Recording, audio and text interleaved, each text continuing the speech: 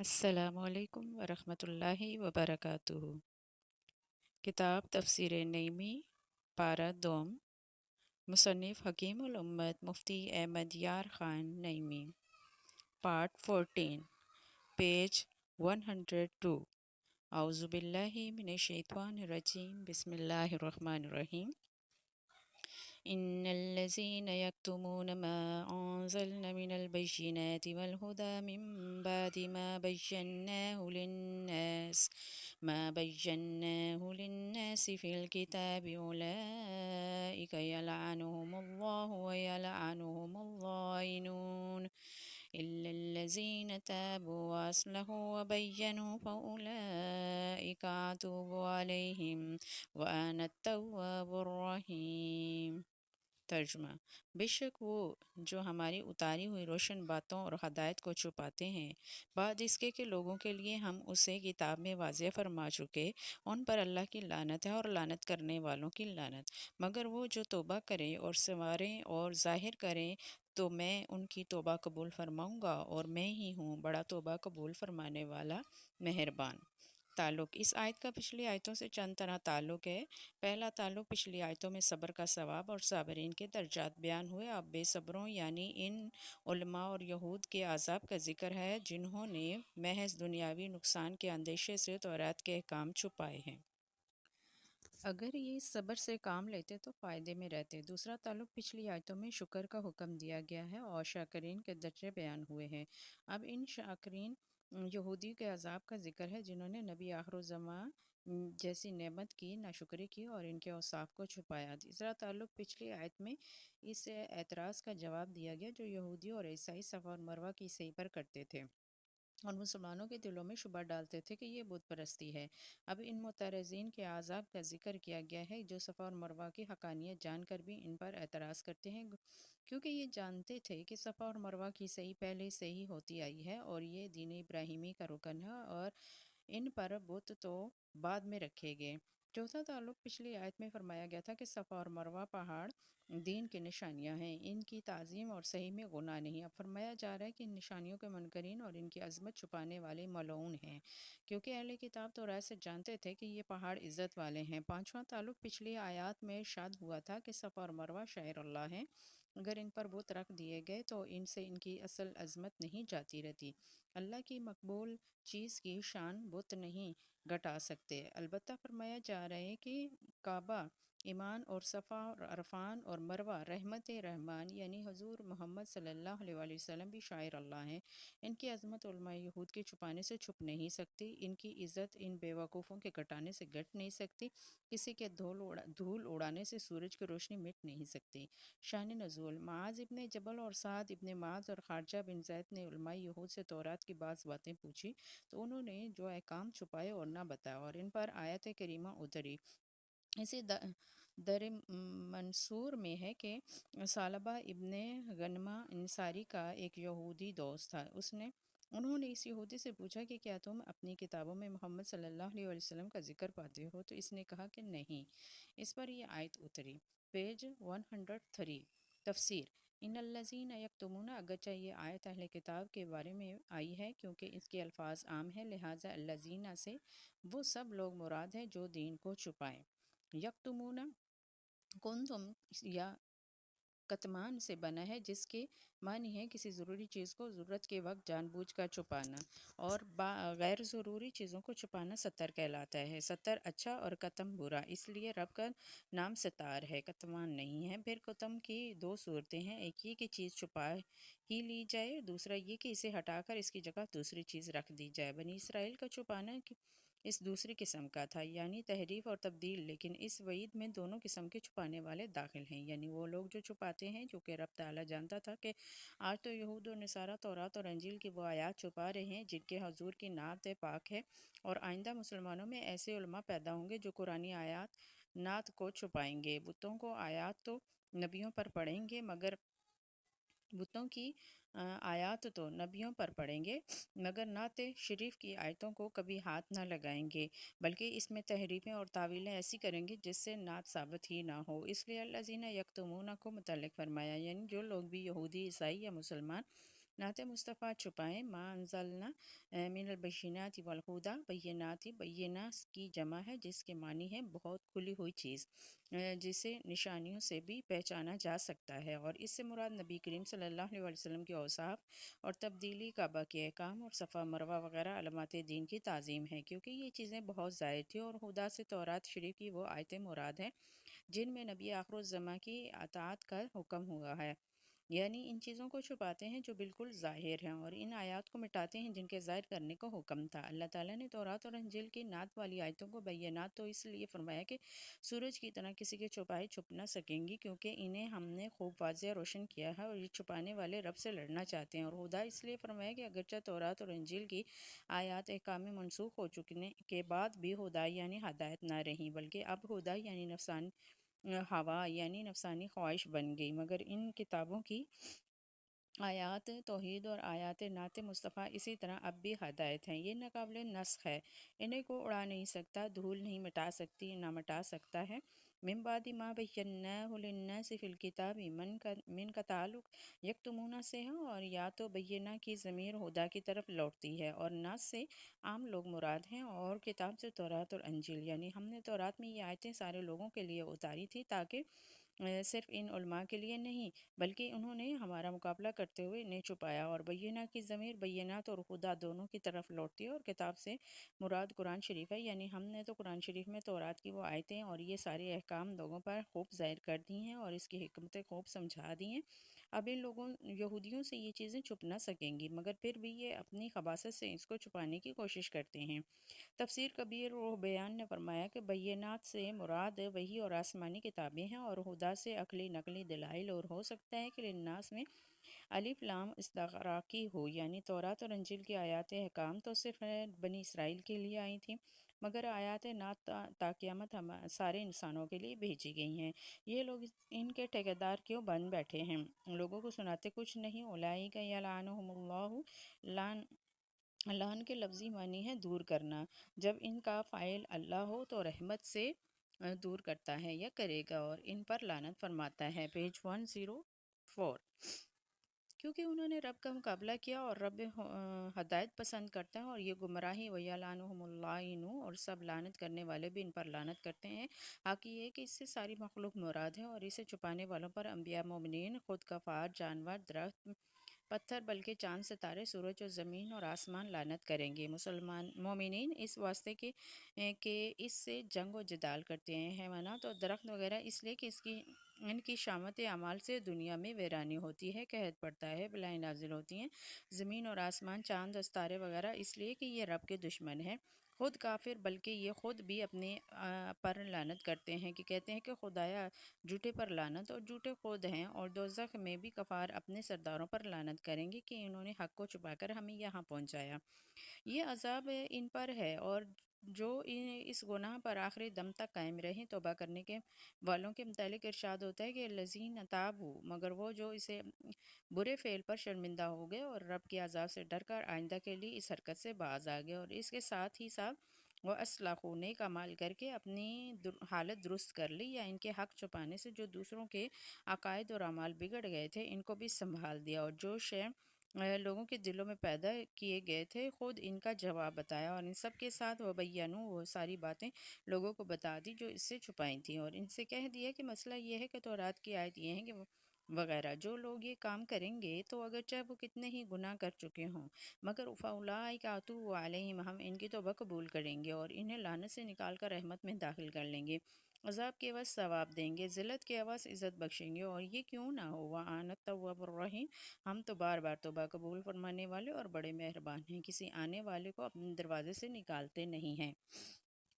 خلاصہ تفسیر: اے ایمان والو، یہ یہود یا عیسائی تمہارے پیغمبر کی نبوت اور حج اور صفا اور مروہ کی حقانیت بخوبی جانتے ہیں، کیونکہ ان کی کتابوں میں ان چیزوں کا ذکر اور عقل سے بھی یہ باتیں معلوم ہو سکتی ہیں، مگر وہ چھپاتے ہیں، اور جو لوگ ان دلائل کا صاف باتوں کو ضرورت کے وقت بلا وجہ چھپائے جو ہم نے اتاری ہیں اور لوگوں پر ظاہر کرنے ہی کے لیے کتاب میں انہیں بیان بیان کی ہیں۔ ان بے دینوں پر اللہ بھی لعنت فرماتا ہے کیونکہ دربدر یہ ان کا مقابلہ کرتے ہیں، اور یہ ساری مخلوق بھی انہیں لعنت سے یاد کرتی ہے کیونکہ اس کی وجہ سے ان سب کو تکلیف پہنچی، خواہ یہ لعنت دنیا میں ہو یا صرف آخرت میں۔ تفسیر در منصور میں ابن جریر کی روایت سے ہے کہ قیامت کے دن کافر کو کھڑا کیا جائے گا، اولاً اس پر رب لعنت فرمائے گا، پھر فرشتے اور پھر تمام لوگ، بلکہ دنیا میں بھی ہر شخص کہتا ہے کہ ظالموں پر لعنت ہو، اور ظالم یہی ہیں۔ یہاں جو توبہ کر لے اور آئندہ کے لیے اپنے اعمال درست کر لے اور چھپائی ہوئی باتیں ظاہر کر دے، ان لوگوں کی توبہ ہمارے بارگاہ میں قبول ہے اور ان کے لیے دروازہ رحمت کھلا ہوا ہے، کیونکہ ہم بہت توبہ قبول فرمانے والے مہربان ہیں۔ خیال رہے کہ توبہ میں صرف زبان سے توبہ کہنا کافی نہیں ہے، بلکہ اس کے لیے ان دو باتوں کی بھی ضرورت ہے جس کا یہاں ذکر ہوا، یعنی اصلاح اعمال اور گزشتہ گناہوں کا کفارہ۔ خیال رہے کہ جسے آج 14 صدیاں گزر جانے کے باوجود نبی کریم صلی اللہ علیہ وسلم کی صفات اور آپ کا چرچا اور دین مٹانا کم مٹانا کم ہوا ہے۔ ہر جگہ آپ کی دھومیں مچی ہوئی ہیں، ایسے ہی حضرت آدم علیہ السلام سے لے کر عیسیٰ علیہ السلام تک ہر جگہ آپ کے چرچے تھے۔ خود یہ علماء یہود پہلے تو آپ کے نام کے ڈنکے بجاتے تھے، مگر تشریف آوری پر آپ کا ذکر مٹانے اور آیت تورات جو نازل کی تھی انہیں چھپانے لگ گئے، اور ان کی اس حرکت پہ انہیں سخت ملامت کی گئی۔ پیج 105۔ فائدے: اس آیت سے چند فائدے معلوم ہوئے۔ پہلا فائدہ، تمام مجرموں میں بدترین جرم حضور پاک صلی اللہ علیہ وسلم کی آیات نعت چھپانا ہے یا ان کے معنی میں رد و بدل کرنا ہے، یا لوگوں کو حضور انور صلی اللہ علیہ وسلم کی نعت سے روکنا ہے۔ یہی علماء یہود کا عمل تھا،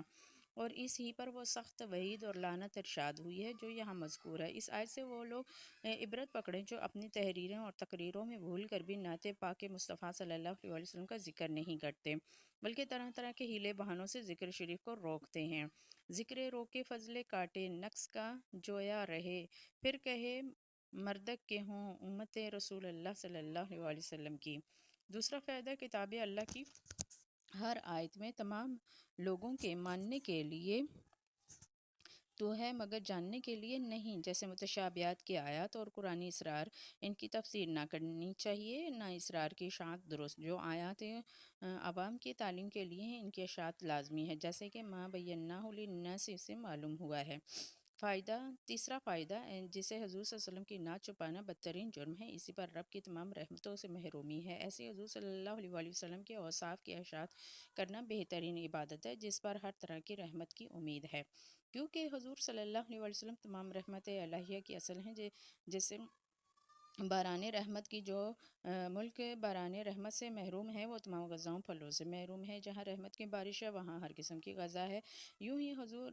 باران رحمت ہیں، جو حضور صلی اللہ علیہ وسلم سے قریب ہے وہ ہر رحمت کے قریب ہے، اور جو حضور سے محروم ہے وہ ہر رحمت سے محروم ہے۔ لعنت کے معنی ہے رب کی ہر رحمت سے محرومی، کے دنیا میں ہدایت اور مرتے وقت ایمان، امتحان قبر میں کامیابی، حشر میں نجات، ان سے کچھ نہیں رہا۔ زندگی میں کھا پی لینا یہ ان کے لیے عذاب ہے، جیسے پھانسی کے ملزم کو غذائیں دینا۔ چوتھا تعلق دین اور دینی علموں کا ظاہر کرنا فرض ہے۔ ہر وقت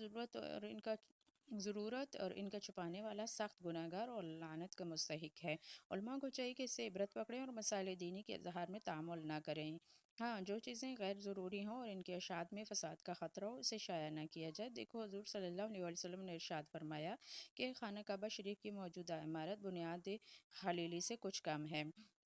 اور اس کی شکل میں بھی کچھ فرق ہے کہ بجائے دو کے ایک ہی دروازہ ہے، مگر اسے شہید کر کے درست نہ فرمایا، کیونکہ اس فرق سے دین میں کوئی خرابی نہ آئی مگر اس کی اصلاح سے لوگوں میں فساد پھیلتا۔ اس لیے حضور قرآن کریم نے یہاں یکتمون فرمایا، یعنی جو ضروری چیزیں چھپائیں۔ پانچواں فائدہ، انبیاء اکرام نے کوئی بھی دینی مسئلہ نہ چھپایا کیونکہ یہ کفر اور باعث لعنت ہے۔ جو رافضی کہے کہ حضور صلی اللہ علیہ وسلم خلافت نامہ علی رضی اللہ تعالیٰ عنہ کے لیے لکھنا چاہتے تھے مگر حضرت عمر رضی اللہ تعالیٰ عنہ کے منع کرنے سے نہ لکھا، وہ بے دین ہے، کیونکہ وہ جناب عمر پر نہیں بلکہ حضور صلی اللہ علیہ وسلم پر دین کے چھپانے کا الزام لگاتا ہے کہ رافض کے یہاں مسئلہ خلافت نبوت کی طرح دین کا رکن ہے۔ چوتھا فائدہ، تقیہ کرنا بڑا گناہ اور باعث لعنت ہے، لہٰذا روافض کا جناب مولا علی رضی اللہ تعالیٰ عنہ اور اہل بیت اطہار پر یہ الزام لگانا بے دینی ہے، کیونکہ تقیہ والا لعنت کا مستحق ہے۔ ساتواں فائدہ، توبہ گزشتہ گناہوں کو مٹا دیتی ہے، مگر اس میں شرط یہ ہے کہ تا کا کفارہ اور آئندہ کے لیے بچنے کا عہد کرے، مگر مثلاً بے نمازی پچھلی نمازیں قضا کر لے، آئندہ پڑھنے کا ارادہ کر لے، اسی طرح چور اور خائن پچھلی چوریوں کا مال واپس کر دے اور مالکوں سے معافی مانگ لے اور امانتیں واپس کرے، تب توبہ قبول ہوگی۔ پیج 106۔ جیسا کہ اسلافوں سے معلوم ہوا، آٹھواں فائدہ، توبہ کے لیے یہ بھی شرط ہے کہ اس گناہ سے جو کچھ فساد پھیل چکا ہے اس کی اصلاح کرے۔ مثلاً اگر مفتی کے غلط فتوے سے لوگ غلطی پر پڑ چکے تھے یا کسی کا غلط کتاب سے لوگوں کے عقائد بگڑ گئے تھے، تو اس عالم اور مصنف پر لازم ہے کہ خود ہی اپنے فتوے اور کتاب کی تردید کر کے شائع کرے، اور اس لیے فقہا فرماتے ہیں کہ چھپے گناہ کی چھپی توبہ اور ظاہر گناہ کی ظاہر توبہ۔ غرض کی توبہ بقدر خوبہ، جیسا کہ وبینو سے معلوم ہوا۔ نواں فائدہ، مستحق لعنت پر لعنت کرنا جائز ہے، مگر کافر پر نام لے کر بھی، اور گناہ گار پر عام صفت کے ساتھ، جیسے کہا جائے کہ ظالم پر لعنت یا جھوٹے پر لعنت۔ یہ نہیں کہہ سکتے کہ چونکہ مثلا زید جھوٹا ہے تو اس لیے اس پر لعنت۔ دیکھو شامی باب العیان۔ یعنی نیز قرآن کریم سے ثابت ہے کہ جو کوئی اپنی بیوی کو زنا کی تہمت لگائے اور گواہ نہ رکھتا ہو تو لعان کرے، اور لعان میں لعنت ہی ہوتی ہے، اور اس کی کچھ اور تحقیق انشاءاللہ اگلی آیت میں آئے گی۔ 10واں فائدہ، حضور صلی اللہ علیہ وآلہ وسلم کے نبی ہونے کا زمانہ تو اس وقت سے ہے جبکہ حضرت آدم علیہ السلام مٹی اور پانی میں تھے، اور حضور صلی اللہ علیہ وآلہ وسلم کو نبی کہنے کا زمانہ اس سے بھی پہلا ہے کہ فرشتے حضور صلی اللہ علیہ وآلہ وسلم پر درود بھیجتے تھے، بلکہ خود رب تعالیٰ رحمت نازل فرماتا تھا۔ پھر ہر نبی نے اپنی امتوں سے حضور صلی اللہ علیہ وآلہ وسلم کو نبی کہلوایا، زمین کے زروں درختوں کے پتوں نے آپ کی نبوت کی گواہی دی۔ حضور صلی اللہ علیہ وسلم کے بچپن شریف بلکہ ولادت کے پہلے ہی سے دی گئی، مگر حضور صلی اللہ علیہ وآلہ وسلم اپنی نبوت کا اعلان وحی آنے پر کیا۔ غرض کہ نبوت، ظہورت نبوت، اعلان نبوت کے زمانے میں فرق ہے۔ سورج ہر وقت ہی روشن ہے، مگر رات میں اس کا ظہور نہیں، بلکہ ظہور کی حالت میں صبح، دوپہر، شام کو نور کے رنگ مختلف ہیں، یہ اس کی حرکت کے حالات میں دیکھو۔ اس آیت سے معلوم ہو رہا ہے کہ حضور صلی اللہ علیہ وسلم کی ولادت سے 100 برس پہلے تورات اور انجیل نے حضور صلی اللہ علیہ وآلہ وسلم کی نبوت ظاہر کر دی تھی۔ پہلا اعتراض، اس آیت سے معلوم ہوا کہ دینی بات چھپانا لعنت کا باعث ہے، پھر صوفیہ کرام طریقت کے راز کیوں چھپاتے ہیں؟ اور سیدنا ابو ہریرہ فرماتے ہیں کہ میں نے حضور صلی اللہ علیہ وآلہ وسلم سے 2 علم پائے، جس میں سے ایک ظاہر کیا، مگر دوسرا ظاہر کروں تو تم میرا گلا کاٹ دو۔ نیز حضور صلی اللہ علیہ وآلہ وسلم فرماتے ہیں کہ غیر اہل پر علم پیش کرنا ایسا ہے جیسے سور کے گلے میں موتیوں کا ہار ڈالنا۔ پھر اس آیت اور ان حالات میں مطابقت کیوں کر ہو؟ جواب، اس آیت میں دین کی ضروری باتیں مراد ہیں جن کے ظاہر کرنے کا حکم ہے، جیسے عقائد اور فرائض اعمال وغیرہ کے، جن کے بغیر مسلمانوں کے عقائد اور اعمال میں خلل واقع ہو، اور ان روایات میں وہ اسرار اور راز مراد ہیں جن کی ایسی ضرورت نہیں ہے۔ یہاں ما بیناہ للناس فرما کر اس جانب اشارہ فرما دیا کہ جو احکام لوگوں کے اظہار کے لیے بیان کیے گئے انہیں چھپانا گناہ ہے، اور اسرار اظہار کے لیے ہے ہی نہیں۔ دوسرا اعتراض، اس آیت سے معلوم ہوا کہ تعلیم دین میں تنخواہ یا اجرت لینا حرام ہے، کیونکہ یہ فرض ہے، اور فرض میں اجرت کیسی؟ دیکھو روزہ نماز پر اجرت ناجائز ہے، پھر متاخرین علماء نے اسے کیوں جائز قرار دیا؟ جواب، مدرسین کی تنخواہیں تعلیم کی اجرت نہیں بلکہ پابندی وغیرہ کا معاوضہ ہے، جیسے کہ مسئلہ شرعی بتانے کی اجرت حرام لیکن لکھ کر دینے کی جائز، کیونکہ یہ کاغذ روشنائی کا معاوضہ اور لکھنے کی اجرت ہے۔ ایسے ہی وعظ و تعویذ وغیرہ کا حکم ہے، دیکھو شامی کتاب الاجارہ۔ تفسیر صوفیانہ،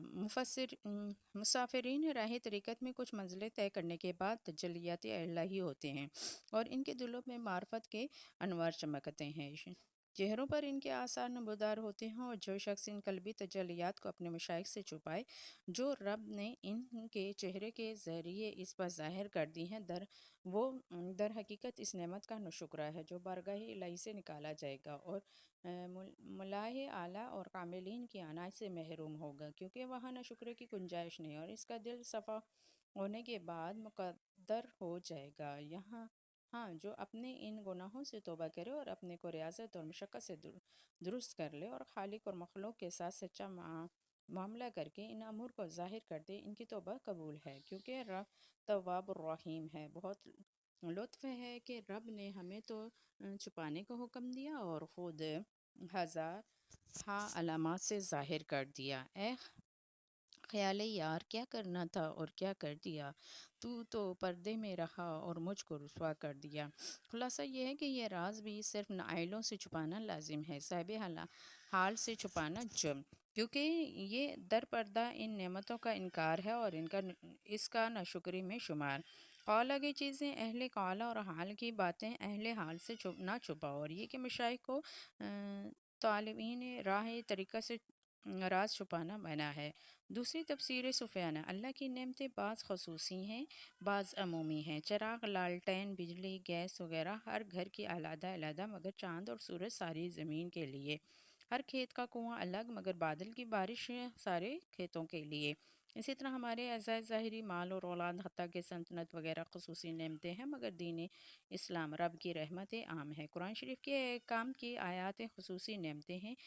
کہ نماز خائصہ وغیرہ پر نہیں ہے، زکوٰۃ غریبوں پر نہیں ہے، حج مجبور پر نہیں ہے، سارے احکام شرعیہ کفار پر نہیں ہے، آیات متشابہات صرف حضور اکرم صلی اللہ علیہ وسلم کے لیے، باقی لوگوں کی فہم سے وارا، اور احکام شرعیہ کے استنباط کی آیات صرف علماء کے لیے، دوسرے ان سے مسائل نہیں نکال سکتے۔ قل انما انا بشر یا انی کنت من الظالمین وغیرہ آیات صرف ان مقبولوں کے لیے ہیں، مگر ہم انہیں انبیاء کو ظالم وغیرہ کہیں تو بے ایمان ہو جائیں گے، مگر اللہ کی ذات اور صفات اور حضور صلی اللہ علیہ وسلم کی نعت اور صفات کی آیات ہر مومن، کافر، گناہگار، نیکوکار، ولی، غوث وغیرہ سب کے لیے ہے۔ اسی لیے رب نے احکام کی آیتوں میں مسلمانوں سے خطاب کیا، یا ایھا الذین آمنوا کتب علیکم الصیام وغیرہ، مگر حضور انور صلی اللہ علیہ وسلم کی تشریف آوری کے آیات میں تمام آدمیوں سے خطاب فرمایا، یا ایھا الناس قد جاءکم برہان من ربکم، اور حضور انور صلی اللہ علیہ وسلم کے متعلق فرمایا کہ وما ارسلناک الا رحمۃ للعالمین۔ اب جو احکام قرآنی چھپائے وہ مسلمانوں کا حق مرتا ہے، اور جو سرکار کے اوصاف چھپائے وہ خالق اور ساری مخلوق کے احکام پامال کرتا ہے، لہٰذا بڑا مجرم یہ ہے، اس لیے اس پر اللہ تعالیٰ کی بھی لعنت ہے اور ساری مخلوق کی بھی لعنت ہے۔ پیج 107 پارٹ 14 مکمل ہوا۔ اللہ حافظ۔